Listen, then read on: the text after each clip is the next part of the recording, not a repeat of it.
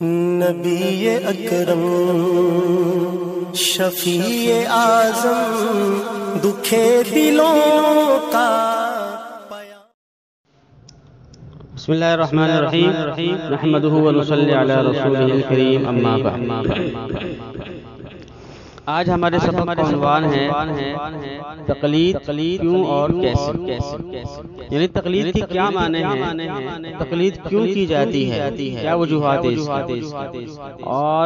تقلید کن جگہوں پر کی جائے گی،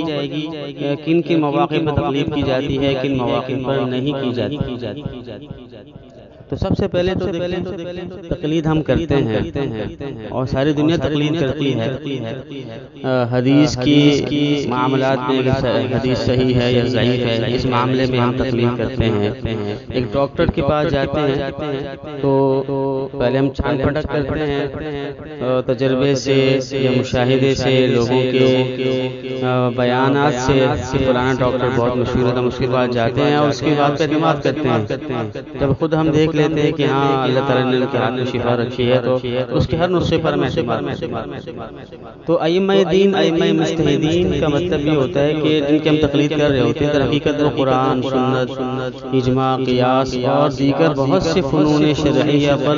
اور دین کے جو بڑے علوم ہیں جس سے انسان کے اندر ایک صلاحیت اور لیاقت پیدا ہو جاتی ہے، بڑی مہارت پیدا ہو جاتی ہے، وہ تمام علوم ان کے اندر موجود ہوتے ہیں اور کامل طریقے سے موجود ہوتے ہیں۔ شریعت کے جتنے مقاصد ہوتے ہیں ان مقاصد کا ان کو علم ہوتا ہے، قرآن، حدیث اور جتنے بھی علوم چاہیے ہوتے ہیں، جو 15-16 علوم لکھے ہیں حضرات علماء کرام نے، وہ سارے علوم ان کے اندر موجود ہوتے ہیں۔ اور اپنے زمانے میں لوگوں نے ان پر بھروسہ کیا ہوتا ہے، لوگوں نے تجربہ کیا ہوتا ہے، ان سے مسائل پوچھے ہوتے ہیں، اپنے زمانے کے مسائل کا حل پیش کیا ہوتا ہے اور بڑی محنت کی ہوتی ہے۔ ان جتنی محنت کر سکتے تھے وہ مکمل اپنی جان کھپا دیتے ہیں مسائل کے نکالنے میں اور مسائل کا حل پیش کرنا۔ تو اس کو مجتہد کہتے ہیں۔ تو جب ایسا ایک عالم ہوگا جس کے اندر اتنے زیادہ علوم ہوگے، اتنی زیادہ بصیرت اور مہارت ہوگی اپنے فن میں، تو ہم کیوں ان کی بات پھر نہ مانیں؟ تو اس لیے ایسے عظیم شخصیات اور عظیم لوگوں کی ہم بات مانتے ہیں، چلتے ہیں اس پر۔ اس کے بعد تو قرآن کریم نے بھی ہمیں یہ سکھایا ہے کہ اہدنا الصراط المستقیم، دعا سکھائی ہے کہ یا اللہ ہمیں صراط مستقیم پر چلا، صراط مستقیم ہمیں دکھا۔ تو پھر وہ صراط مستقیم کیا ہے؟ خود قرآن کریم کہتا ہے سورہ فاتحہ میں کہ صراط الذین انعمت علیہم، کہ یا اللہ جن پر آپ نے انعام کیا ہے ان کا رستہ ہمیں دکھا۔ اور پھر وہ رستہ کس کا ہے؟ تو دوسری سورت میں اللہ تعالیٰ فرماتے ہیں کہ اولئک الذین انعم اللہ علیہم من النبیین والصدیقین والشہداء والصالحین، انبیاء، صدیقین، شہداء، صالحین، یہ سب کا طریقہ اور ان کے طریقے پر، ان کے نقش قدم پر چلنا، یہی جو ہے انعام والا رستہ ہے، ان پر چلنا چاہیے۔ بعض لوگ ہیں جو کہتے ہیں کہ تقلید ناجائز ہے، تو ان سے اچھا وہ کچھ دلائل بھی پیش کرتے ہیں کہ قرآن کریم میں آتا ہے کہ مشرکین مکہ کے بارے میں قرآن نے کہا ہے کہ جب ان مشرکین مکہ سے کہا جاتا تھا کہ اللہ تعالیٰ نے جو نازل فرمائے ہیں، جو احکام نازل فرمائے ہیں تو اس پر چلو، تو مشرک کہا کرتے تھے کہ نہیں، ہم تو ان باتوں پر چلیں گے جن پر ہم نے اپنے آباء و اجداد کو پایا۔ تو قرآن کریم نے اس پر رد کیا کہ وَلَوْ كَانَ آبَاؤُهُمْ لَا يَعْقِلُونَ شَيْئًا وَلَا يَهْتَدُونَ، کہ اگر ان کے آباء و اجداد بے عقل ہوں یا ہدایت یافتہ نہ ہوں تو کیا تب بھی وہ ان کی پیروی اور تقلید کریں گے؟ تو یہ آیتیں، اس طرح کی آیتیں وہ پیش کرتے ہیں۔ تو دیکھیں ان آیتوں کو ان ائمہ دین پر، بزرگان دین پر جو کہ بہت بڑے شخصیات تھیں، ان پر فٹ کرنا بہت بڑی ناانصافی ہے۔ ان آیات میں جن پر رد کیا گیا ہے وہ قرآن، اس آیت کا یہ جو ٹکڑا ہے اَوَلَوْ كَانَ آبَاؤُهُمْ لَا يَعْقِلُونَ شَيْئًا وَلَا يَهْتَدُونَ، کہ اگر ان کے آباء و اجداد بے عقل اور گمراہ ہوں، ہدایت یافتہ نہ ہوں، تب بھی کیا ان کی پیروی کریں گے؟ تو یہ آیت کا یہ حصہ بتاتا ہے کہ مراد اس سے وہ لوگ ہیں، وہ آباء و اجداد ہیں کہ جو ہدایت پر نہیں تھے، جو گمراہ تھے، جو جہالت تھی جن کے اندر، ان آباء و اجداد کی تقلید کرنے کو منع کیا۔ اس کا مطلب کیا نکلا؟ اس کا مطلب یہ نکلا کہ ایسے آباء و اجداد، ایسے شخصیات، ایسے بزرگان دین کہ جن کے اندر علم بہت زیادہ تھا اور جو ہدایت یافتہ تھے اور جن کی عقل و بصیرت پر کسی کو شک ہو ہی نہیں سکتا، ایسے حضرات، ایسے شخصیات اور ایسے ائمہ کے طریقے پر چلنا اور ان کی تقلید کرنا، یہ کوئی وہ تقلید نہیں ہے جس کو قرآن کریم منع کر رہا ہے، بلکہ ایسی تقلید کرنی چاہیے،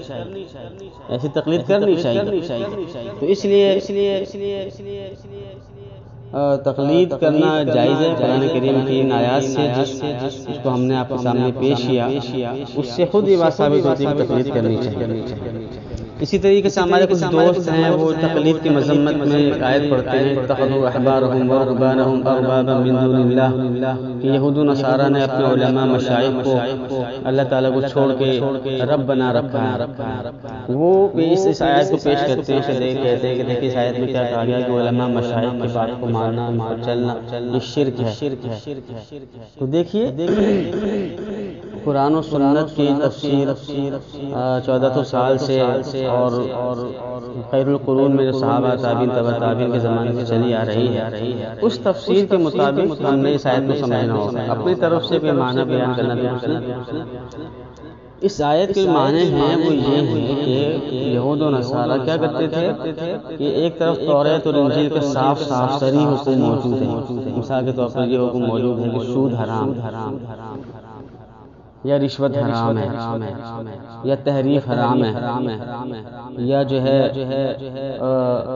شادی شدہ مرد و عورت زنا کرے تو ان کو سنسار کیا جائے، یہ احکام موجود ہیں دور دن، لیکن وہ ان صریح اور واضح احکامات کے باوجود بھی وہ اپنے علماء مشائخ اور وہ علماء مشائخ جو نام نہاد علماء مشائخ تھے، جو حقیقت میں علماء مشائخ نہیں تھے، نام نہاد علماء مشائخ جو کسی طریقے سے اس گدی پہ بیٹھ گئے، انہوں نے اس توریت اور انجیل کے صریح احکام کے خلاف فتویٰ دیا۔ مثلا انہوں نے یہ فتویٰ دیا کہ سود حلال ہے، یہ فتویٰ دیا کہ سنسار نہیں کیا جائے، یا رشوت کھانا حلال ہے، یا تحریف کرنا حلال ہے، اس طرح کے فتویٰ دیے۔ تو لوگوں کو پتہ بھی تھا کہ قرآن یہ توریت انجیل میں یہ صریح حکم کے خلاف ہے، لیکن پھر بھی انہوں نے ان بزرگوں کی عقیدت میں اور اپنے ان نام نہاد دنیا پر رسول علماء کی عقیدت میں انہوں نے توریت انجیل کے احکام کو فراموش کر دیا اور ان نام نہاد اور دنیا پر رسول علماء مشائخ کے بات کو مقدم کر دیا اور اس پر چلے، تو اس کو شرک کہا ہے قرآن کریم نے اور اس کو منع کیا ہے، اور اس قسم کے تقلید کو منع کیا ہے جو قرآن و سنت کے صریح طور پر تو جبکہ یہ جو ہماری تقلید ہوتی ہے جو 1400 سال سے تقلید کی جا رہی ہے اور ہر دور میں کی گئی ہے، وہ جو تقلید ہوتی ہے وہ قرآن و سنت کے صریح احکام کے اس کے خلاف تقلید نہیں کی جاتی، بلکہ قرآن و سنت کی جو صریح نصوص ہیں، صریح آیات ہیں، جیسے سود حرام ہے، رشوت حرام ہے، جوا حرام ہے، اور نجاست کے قریب نہ جاؤ، اور نماز فرض ہے، زکوٰۃ فرض ہے، روزہ فرض ہے، حج فرض ہے، اور جتنے بھی صریح احکام ہیں ان احکام کے خلاف کوئی فتویٰ نہیں دیتا، اور ہر آدمی بچہ جانتا ہے کہ وہ حرام ہے۔ تقلید صرف ان جگہ پر کی جاتی ہے جہاں پہ کوئی نص نہ ہو، کوئی صریح حکم نہ ہو، یا اگر حدیث ہے تبھی ایسے متعارض حدیثیں ہوتی ہیں، مثلا رفع یدین کی بھی حدیثیں اور رفع یدین نہ کرنے کی بھی حدیث ہے، سورہ فاتحہ کے بعد آمین زور سے کہنے کی بھی حدیث ہے اور آمین آہستہ کہنے کی بھی حدیث ہے، ناف کے نیچے ہاتھ باندھنے کی بھی حدیث ہے اور سینے پر ہاتھ باندھنے کی بھی حدیث ہے۔ تو اس طرح کے جو متعارض قسم کی روایات ہوتی ہیں، احادیث ہوتی ہیں، وہاں پر ایک عام آدمی کو تقلید کرنا پڑتی ہے، اس لیے کہ اس کو بصیرت نہیں ہوتی، اس کو سمجھ نہیں ہوتی کہ ان میں سے کون سی حدیث پر وہ عمل کرنا کرے،